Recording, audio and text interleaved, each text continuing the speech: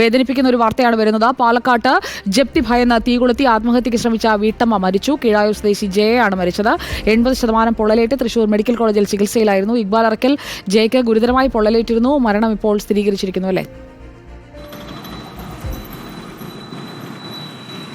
സുജ, അല്പസമയം മുമ്പാണ് ജയ മരണപ്പെട്ടു എന്ന വിവരം തൃശ്ശൂർ മെഡിക്കൽ കോളേജ് ആശുപത്രിയിൽ നിന്നും വരുന്നത്. ഇന്ന് ഉച്ചയ്ക്ക് 12 മണിയോടുകൂടിയാണ് ജപ്തി നടപടി ഭയന്ന് ജയ വീട്ടിൽ വെച്ച് ആത്മഹത്യ ചെയ്തത്. ഷൊർണൂരിലെ സഹകരണ ബാങ്കിൽ നിന്നും ജയ 2015 2 ലക്ഷം രൂപ വായ്പ എടുക്കുന്നത്. ഇതിൻ്റെ തിരിച്ചടവ് മുടങ്ങിയിരുന്നു. 4 ലക്ഷത്തോളം രൂപ കുടിശ്ശികയുണ്ടായിരുന്നു. ഇതിൻ്റെ അടിസ്ഥാനത്തിലാണ് ഇന്ന് ഉച്ചയോടുകൂടി ബാങ്ക് അധികൃതർ ജയയുടെ വീട്ടിലേക്ക് ജപ്തി നടപടികൾക്കായി എത്തുന്നത്.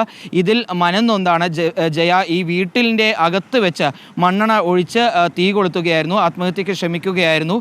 ഉടൻ തന്നെ ബന്ധുക്കളും അതുപോലെ തന്നെ അയൽവാസികളും ചേർന്ന് ജയയെ സമീപത്തുള്ള സ്വകാര്യ ആശുപത്രിയിലേക്ക് എത്തിച്ചു. പക്ഷേ ഈ പരിക്ക് ഗുരുതരമായതിൻ്റെ അടിസ്ഥാനത്തിലാണ് ജയയെ പിന്നീട് തൃശ്ശൂർ മെഡിക്കൽ കോളേജ് ആശുപത്രിയിലേക്ക് മാറ്റുകയും ചെയ്തത്. അവിടെ ചികിത്സയിലിരിക്കെ അല്പസമയം മുമ്പാണ് ജയ മരണപ്പെട്ടത്.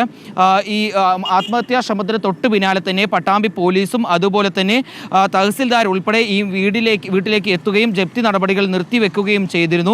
യാതൊരു രീതിയിൽ ഈ അടവുകൾ കൃത്യമായി അടയ്ക്കാൻ കഴിയാത്തത് കൊണ്ടാണ് ഇത്തരത്തിൽ ഈ തിരിച്ചടവ് അല്ലെങ്കിൽ ഈ കുടിശ്ശിക വലിയ രീതിയിൽ ഉയരുന്ന സാഹചര്യം ഉണ്ടായത്. ഏതായാലും ജപ്തി നടപടികൾ ഭയന്ന് ഇന്ന് ഉച്ചയ്ക്ക് 12 മണിയോടുകൂടി ആത്മഹത്യ ചെയ്ത പട്ടാമ്പി കീഴായൂർ സ്വദേശി ജയ അല്പസമയം മുമ്പ് തൃശ്ശൂർ മെഡിക്കൽ കോളേജ് ആശുപത്രിയിൽ വെച്ച് മരണപ്പെട്ടിരിക്കുന്നു എന്ന രീതിയിലുള്ള അതീവ ദുഃഖകരമായിട്ടുള്ള വാർത്തയാണ് ഇപ്പോൾ പുറത്തു വരുന്നത്. സുജയ.